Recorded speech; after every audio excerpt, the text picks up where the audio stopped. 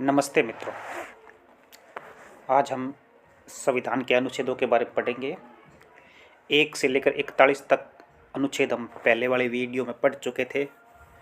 अब अनुच्छेद 42 में शुरू करते हैं हम लोग। आप वीडियो को लाइक कीजिए, शेयर कीजिए और चैनल को सब्सक्राइब जरूर कीजिए। अब देखिए, शुरुआत करते हैं हम लोग। अनुच्छेद 42। अनुच्छेद 42 में क्या लिखा हुआ है वो ध्यान से आप देखते रहिए, ठीक है ना। अनुच्छेद 42 काम की न्याय संगत और मानवोचित दशाओं का तथा प्रसूति सहायता का उपबंध है। अनुच्छेद 43 में कर्मकारों के लिए निर्वाह मजदूरी आदि। अनुच्छेद 43 क में उद्योगों के प्रबंध में कर्मकारों का भाग लेना। अनुच्छेद 44 नागरिकों के लिए एक समान सिविल संहिता। अनुच्छेद 45 बालकों के लिए निःशुल्क और अनिवार्य शिक्षा का उपबंध। अनुच्छेद 46 अनुसूचित जातियों, अनुसूचित जनजातियों और अन्य दुर्बल वर्गों की शिक्षा और अर्थ संबंधी हितों की अभिवृद्धि। अनुच्छेद 47 पोषार स्तर और जीवन स्तर को ऊंचा करने तथा लोक स्वास्थ्य का सुधार करने का राज्य का कर्तव्य। अनुच्छेद 48 कृषि और पशुपालन का संगठन। 48 क में पर्यावरण का संरक्षण तथा संवर्धन और वन तथा वन्य जीवों की रक्षा। अनुच्छेद 49 राष्ट्रीय महत्व के स्मारकों, स्थानों, वस्तुओं का संरक्षण।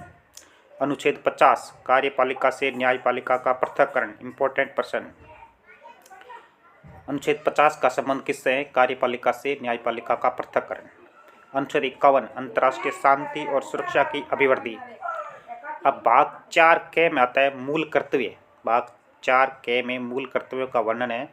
इसके अंदर कौन कौन से अनुच्छेद आते हैं वो पढ़ते हैं। 51 का मूल कर्तव्य। 52 में लिखा हुआ है भारत का राष्ट्रपति। ये ध्यान रखना, बहुत अच्छे हैं, अब ध्यान से देखना इनको, बहुत इसमें से प्रश्न आते हैं। अनुच्छेद 52 भारत का राष्ट्रपति। अनुच्छेद 53 संघ की कार्यपालिका शक्ति। अनुच्छेद 54 राष्ट्रपति का निर्वाचन। अनुच्छेद 55 राष्ट्रपति के निर्वाचन की रीति। अनुच्छेद 56 राष्ट्रपति के पदावधि। अनुच्छेद 57 पुनर्विचालन के लिए पात्रता। अनुच्छेद 58 राष्ट्रपति निर्वाचित होने के लिए अर्हताएं। अनुच्छेद 59 राष्ट्रपति के पद के लिए शर्तें। और अनुच्छेद 60 राष्ट्रपति के द्वारा शपथ या प्रतिज्ञान, राष्ट्रपति के द्वारा शपथ ली जाती है अनुच्छेद 60 के तहत। अनुच्छेद 61 में राष्ट्रपति पर महाभियोग चलाने की प्रक्रिया।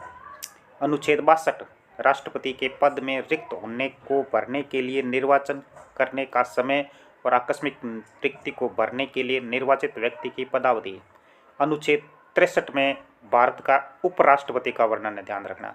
अनुच्छेद 64 में उपराष्ट्रपति का राज्यसभा का पदेन सभापति होना। अनुच्छेद 65 में देखें ध्यान से। अनुच्छेद 65 राष्ट्रपति के पद में आकस्मिक रिक्ति के दौरान या उसकी अनुपस्थिति में उपराष्ट्रपति का राष्ट्रपति के रूप में कार्य करना या उसके कर्तव्यों का निर्वहन। और अनुच्छेद 66 उपराष्ट्रपति का निर्वाचन। 67 में है उपराष्ट्रपति की पदावधि। और 68 में उपराष्ट्रपति के पद में रिक्त को भरने के लिए निर्वाचन, भरने का समय और आकस्मिक रिक्ति। अब देखें, रिक्ति भरने के लिए निर्वाचित व्यक्ति की पदावधि। और अनुच्छेद 69 में उपराष्ट्रपति द्वारा शपथ या प्रतिज्ञान। अनुच्छेद 70 अन्य आकस्मिकताओं में राष्ट्रपति के कर्तव्यों का निर्वहन। अनुच्छेद 71 राष्ट्रपति उपराष्ट्रपति के निर्वाचन से संबंधित या संसक्त विषय। अनुच्छेद 72 क्षमा आदि की और कुछ मामलों में दंडादेश, निलंबन, परिहार या लघुकरण की राष्ट्रपति की शक्ति। अनुच्छेद 73 संघ की कार्यपालिका शक्ति का विस्तार। अब आता है मंत्रिपरिषद।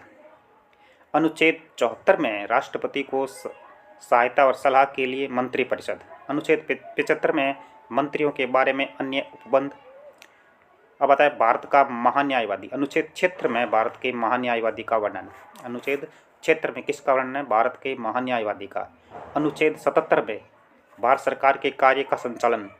78 में राष्ट्रपति को जानकारी आदि के संबंध में प्रधानमंत्री के कर्तव्य। अब आता है संसद। अनुच्छेद 79 संसद का गठन है। अनुच्छेद 80 में राज्यसभा की संरचना है। 81 में लोकसभा की संरचना। ये बहुत इंपॉर्टेंट है, आप ध्यान रखना। राज्यसभा की संरचना का वर्णन अनुच्छेद 80 में है और लोकसभा की संरचना का वर्णन अनुच्छेद 81 में है। अनुच्छेद 82 में प्रत्येक जनगणना के पश्चात पुनः समायोजन। अनुच्छेद 83 संसद के सदनों की अवधि। अनुच्छेद 84 संसद की सदस्यता के लिए अर्हता। अनुच्छेद 85 संसद के सत्र, सत्रावसान और विघटन। अनुच्छेद 86 सदनों में अभिभाषण का और उसके संदेश आदि का राष्ट्रपति का अधिकार। अनुच्छेद 87 राष्ट्रपति का विशेष अभिभाषण। अनुच्छेद 88 सदनों के बारे मंत्रियों और महान्यायवादी के अधिकार और संसद के अधिकारी। 89 राज्यसभा का सभापति और उपसभापति। अनुच्छेद 90 उपराष्ट्रपति का पद रिक्त होना, पद त्याग और पद से हटाया जाना। अनुच्छेद 91 सभापति के पद के कर्तव्यों का पालन करने के, सभापति के रूप में कार्य करने की उपसभापति तथा अन्य व्यक्ति की शक्ति।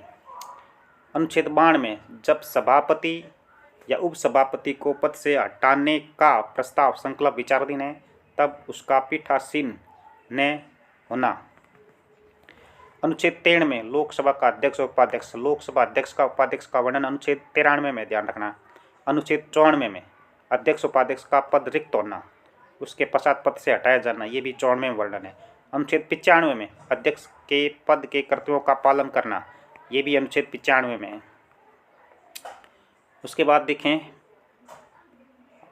95 में था ना वो, उसके अध्यक्ष के रूप में कार्य करने की उपाध्यक्ष या अन्य व्यक्ति की शक्ति।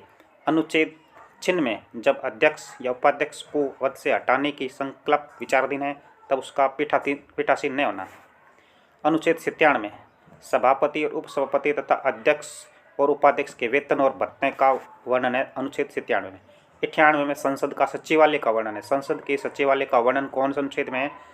98 में। अनुच्छेद 99 सदस्यों द्वारा शपथ या प्रतिज्ञान। सदस्यों द्वारा शपथ कौन से अनुच्छेद के तहत ली जाती है? 99 के तहत।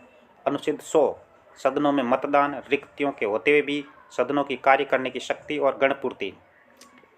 अनुच्छेद 101 स्थानों का रिक्त होना। अनुच्छेद 102 सदस्यों के लिए अर्हताएं। 103 सदस्यों के नेतृत्व संबंधित प्रश्नों पर निश्चय। अनुच्छेद 104 अनुच्छेद 99 के अधीन शपथ लेने या प्रतिज्ञान करने से पहले या अनिर्णित न होते हुए या निहित किए जाने पर बैठने और मत देने के लिए शासित। अब आता है संसद, उसके सदस्यों की शक्तियाँ, विशेषाधिकार और उन्मुक्तियाँ। 105 में संसद के सदनों की तथा उसके सदस्यों की समितियों की शक्तियाँ और विशेषाधिकार आदि। 106 में संसदीय सदस्यों के वेतन और भत्ते 106 के तहत दिए जाते हैं। 107 में हैं विधेयकों के पुनः स्थापन और पारित किए जाने के संबंध में उपबंध। 108 में कुछ दशकों में दोनों सदनों की संयुक्त बैठक। 109 में धन विधेयकों के संबंध में विशेष प्रक्रिया। 110 में धन विधेयक की परिभाषा। 111 में विधेयकों पर अनुमति। 112 में वार्षिक वित्तीय वितरण। 113 संसद में प्राक्कलनों के संबंध में प्रक्रिया। 114 में विनियोग विधेयक। 115 अनुपूरक, अतिपूरक या अधिक अनुदान। 116 में लेखानुदान, प्रत्यानुदान, अपवादानुदान। 117 में वित्त विधेयकों के बारे में विशेष उपबंध। 118 में प्रक्रिया के नियम। 119 में संसद में वित्तीय कार्य संबंधी प्रक्रिया का विधि द्वारा विनियमन। 120 में संसद में प्रयोग की जाने वाली भाषा और 121 में संसद में चर्चा का निर्बंधन। 122 में न्यायालय द्वारा संसद की कार्यवाही की जांच न किए जाना। 123 में संसद के विश्रांति काल में अध्यादेश प्रख्यात करने की राष्ट्रपति की शक्ति। 124 में उच्चतम न्यायालय की स्थापना और गठन। 125 न्यायाधीशों के वेतन और भत्ते। 126 में कार्यकारी मुख्य न्यायमूर्ति की नियुक्ति। 127 में तदर्थ न्यायमूर्तियों की नियुक्ति। 128 में उच्चतम न्यायालय की बैठकों में सेवानिवृत्त न्यायाधीशों की उपस्थिति। 129 में उच्चतम न्यायालयों का अभिलेख न्यायालय होना। 130 में उच्चतम न्यायालय का स्थान। 131 में उच्चतम न्यायालय की आरंभिक अधिकारिता। 131 के निरस्त हो गया। 132 में कुछ मामलों में उच्च न्यायालयों से अपीलों में उच्चतम न्यायालयों की अपीली अधिकारिता। 133 उच्च न्यायालयों से सिविल विषयों से संबंधित अपीलों में उच्चतम न्यायालय की अपीली अधिकारिता। 134 दांडिक विषयों में उच्चतम न्यायालय की अपीली अधिकारिता। 134 क में उच्चतम न्यायालय में अपील के लिए प्रमाण पत्र।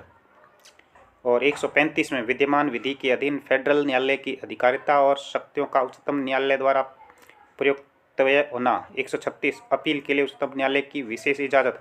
137 निर्णयों या आदेशों का उच्चतम न्यायालय द्वारा पुनर्विलोकन। 138 में उच्चतम न्यायालय की अधिकारिता वृद्धि। 139 कुछ रिट निकालने की शक्तियों का उच्चतम न्यायालय को प्रदत्त किया जाना। 139 क में कुछ मामलों का अंतरण। 148 उच्चतम न्यायालय की आनुषंगिक शक्तियाँ। 141 उच्चतम न्यायालय द्वारा घोषित विधि का सभी न्यायालयों पर आबद्ध होना। 142 उच्चतम न्यायालय की डिक्रियों और आदेशों का परिवर्तन और प्रकटीकरण आदि के बारे में आदेश। 143 उच्चतम न्यायालय से परामर्श लेने की राष्ट्रपति की शक्ति। और 144 सिविल और न्यायिक प्राधिकारियों द्वारा उच्चतम न्यायालय की सहायता में कार्य किया जाना। तो हमने 144 तक ये अनुच्छेद पढ़े हैं और बाकी जो शेष अनुच्छेद हैं वो अगले वीडियो में आप देखेंगे। तब तक वीडियो को लाइक कीजिए, शेयर कीजिए, कमेंट कीजिए और चैनल को सब्सक्राइब जरूर कीजिए। धन्यवाद।